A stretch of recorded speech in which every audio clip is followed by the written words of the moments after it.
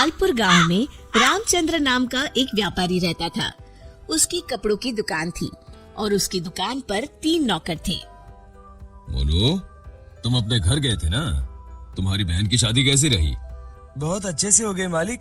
अगर आपने पैसों की मदद नहीं की होती तो पता नहीं क्या होता। ये तो सब ऊपर वाला करता है, मैं तो सिर्फ जरिया हूँ। रामचंद्र बहुत दयालु था और सबकी मदद किया करता था। मोनू भाई, सेठ जी कितने अच्छे हैं। मुझे भी माँ के इलाज के लिए कुछ पैसे चाहिए। मदद नहीं, बस एडवांस दिलवा दीजिए ना। अरे तुम खुद ही कह दो ना सेठ जी से, सेठ जी मना नहीं करेंगे। सबको इतनी आसानी से पैसे देते हैं? जरूर इस सेठ के पास बहुत ज्यादा पैसा है। अगर मैं कभी कुछ चुरा लूं तो इस सेठ को पता भी नहीं चलेगा और मैं माला माल हो जाऊंगा। एक दिन रामचंद्र जी को हाथ में चोट लग जाती है। उनका हाथ सूज जाता है तो वो अपनी हीरे की नई अंगूठी उतार कर दराज में रख देते हैं और भानु वो देख लेता है। अब तेरी किस्मत बदलने वाली है भानु बेटा। अगर ये हीरे की अंगूठी तेरे हाथ लग गई ना तो ये लहंगा चोली के चक्कर में नहीं पड़ना पड़ेगा। अपनी भी एक दुकान होगी, तू भी दिन भर सेठ की कुर्सी पर बैठा रहेगा, तेरे आगे पीछे नौकर चाकर घूमेंगे। सोचते सोचते भानु सपने देखने लगता है। उसे ये सब दिखाई देने लगता है। ओ भानु, क्या सोच रहा है? चल खाना खाने चलते हैं, सेठ जी भी आराम कर रहे हैं। तुम लोग जाओ यार, मेरा मन नहीं है। क्यों? तेरी तबीयत तो ठीक है ना? हाँ भाई, मेरी तबीयत एकदम दुरुस्त है, बस कुछ करने का मन नहीं है। चल ठीक है, हम खाना खा के आते हैं। जैसे ही लोग बाहर जाते हैं, भानु मौका देखकर अंगूठी निकाल लेता है।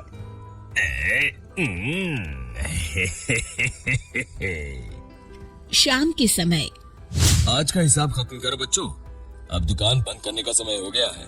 जब वे दराज खोलते हैं, अरे ये क्या, मेरी अंगूठी कहाँ गई?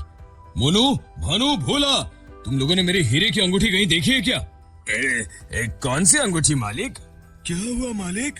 कुछ नहीं, अब कल सुबह मिलते हैं।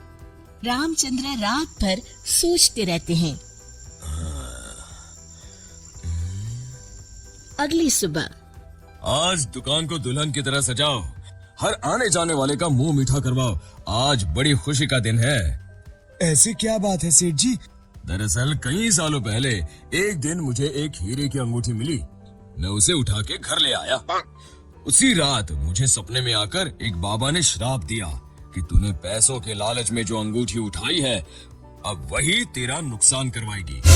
जब से वो अंगूठी मेरे पास थी मुझे कहीं ना कहीं घाटा होता रहता था, घर में कोई ना कोई बीमार होता रहता था। पर कल वो अंगूठी किसी ने चुरा ली और वो चोर अंगूठी के साथ साथ शराब भी ले गया। पर अगर ऐसा ही था तो आपने वो अंगूठी फेंक क्यों नहीं दी सेठ जी? अरे बाबा जी ने कहा था कि न मैं उसे फेंक सकता हूँ ना ही किसी को दे सकता हूँ, बस मुझे इंतजार करना है कि कोई स्वेच्छा से वो अंगूठी मुझसे ले ले। तो क्या आपका श्राप मुझे मेरा मतलब उस चोर को लग जाएगा? बिल्कुल, अब वो बेचारा ना अंगूठी फेंक सकता है ना किसी को दे सकता है। वैसे एक उपाय है। क्या उपाय सेठ जी? अरे तुम्हें क्या करना भानु भैया, अब चोर जाने और उसकी किस्मत। तू चुप कर, मैं तो ऐसे ही जानना चाहता हूँ। हाँ क्यों नहीं, क्यों नहीं।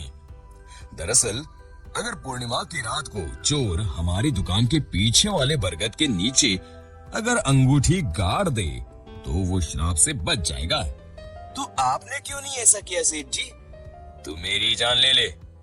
अरे भाई, मुझे ये उपाय अभी पता चला। कल पूर्णिमा है, कल मैं उस अंगूठी को गाड़ने वाला ही था। कर लो बात, अब तो चोर गया काम से। भानु पसीना पसीना हो जाता है। रामचंद्र अगली रात बरगद के पीछे छुपकर बैठ जाते हैं। तभी उन्हें एक परछाई आती हुई दिखती है। जैसे ही वो परछाई पेड़ के नजदीक आकर गड्ढा खोदने लगती है, रामचंद्र जी सामने आ जाते हैं।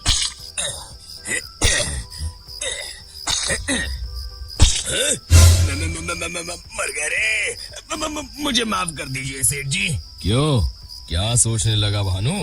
माफ कीजिए, मैं हाथ जोड़ता हूँ, आपके पैर पकड़ता हूँ, मुझे माफ कर दीजिए। मुझे इस शराब से मुक्ति चाहिए। ये क्या अगड़म बगड़म बोल रहा है? शराब से मुक्ति चाहिए तो प्रायश्चित कर और कसम खा, आज के बाद कभी चोरी नहीं करूंगा। नहीं करूंगा मालिक। मुझे पुलिस को मत सौंपिएगा, चाहे नौकरी से निकाल दीजिए।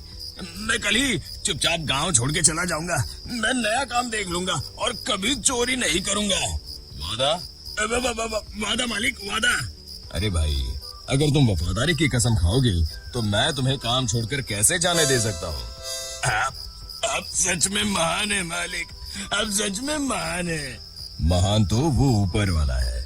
अब चलो काम पर लग जाओ। शिक्षा, अगर किसी को अपनी गलती का एहसास हो जाए तो उसे माफ कर देना चाहिए।